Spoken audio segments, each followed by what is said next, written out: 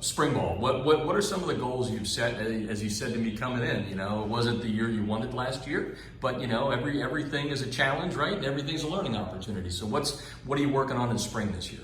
Well, we've had unbelievable off-season workouts to this point. We're going to be really young this spring. We're losing 27 seniors, and a lot of those were not only great players but great young men. We've got a really, really good upcoming sophomore class. A lot of those guys will push some of the older kids for playing time as well. So I'm excited.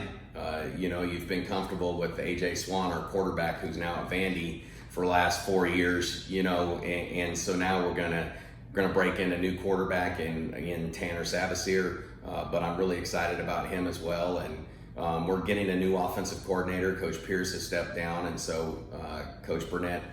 Kevin Burnett Jr. is coming over from Kell. He's been at South Carolina, been at Burns and T.L. Hanna in South Carolina. So he's been meeting with our staff, a fantastic teacher, and we kind of all got our feet wet coaches-wise because our juniors started last week, our 6th, 7th, and 8th grade middle school kids, and so we went down, took our varsity staff down there last week to coach them. So kind of gets the juices flowing again for our staff. But really looking forward to, I think the most is just the competition.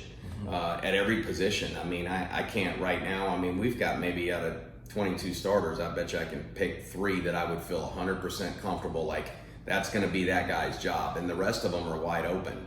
And so I'm excited to see some of the competition battles that we'll have. For the people that didn't see what you did early in the year with us last year, part of this is the beauty of your town, right? This is not a transfer in type of place. This is a real community school. Maybe repeat a little bit about how important it is for football into this community. Sure.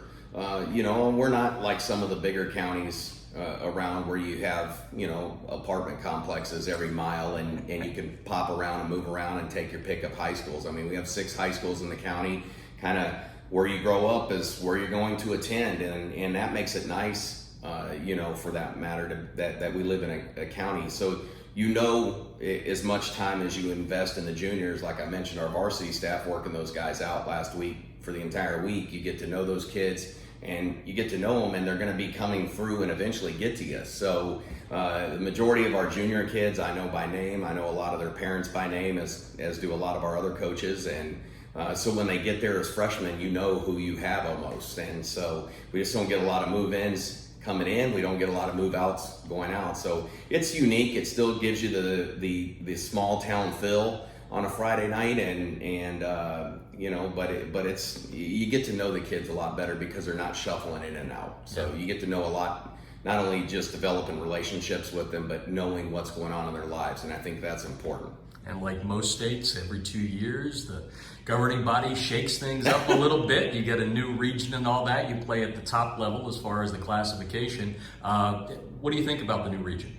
Yeah, I mean, I don't ever stress or get worried about things that are out of my control, and that's one of them. So I was kind of like, hey, we'll go wherever they put us at the end of the day. I've got not any of my opinions are going to weigh on the matter. So, but I am excited, obviously. We've had some struggles with Milton and Roswell over the last couple of years. We're trading them in for Walton and North Cobb, and that's not easy by any means. So, but if you're a 7A team in the state of Georgia, there's not anybody you're going to play in your region that's not good. And it's the same thing when you get to the playoffs. So we open with Cartersville, which I think is going to, on August the 19th, which I think that's going to, that will go a little ways to tell how much further we got to get better before we start our region schedule in Game 6. So, but our region is North Cobb and Walton and us and Kennesaw Mountain, and they're going to be good. And then you got Osborne as well,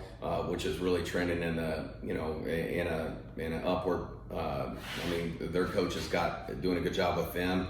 And then we get Wheeler as well. So, you can kind of take your pick there, but it's just we're the only Cherokee County team right now that stayed 7A. All the rest of them dropped. And so we're the only one going into that region. It'd be a little strange not having Etowah and Woodstock along with us, and now we're playing them in non-region games. Right. And then last question is, you said you had a good off season. That means in the locker room, in the weight room, I should say. And out here today, when we're doing the interview, it's probably going to be about 85. It feels like August. or close to it. Is this going to be a real good test of how good the off-season workouts were? Yeah, I think so for sure. I mean, the temperature, it's been relatively, I thought it's been extremely mild this spring. So we're just getting some days up in the mid 80s, which that's what the football gods do. About the time you're about to go put on the equipment, they pump up the temperature a little bit. So, but I think our kids are ready. I mean, they've had a great off season. We've done a ton of conditioning to get ourselves to this point.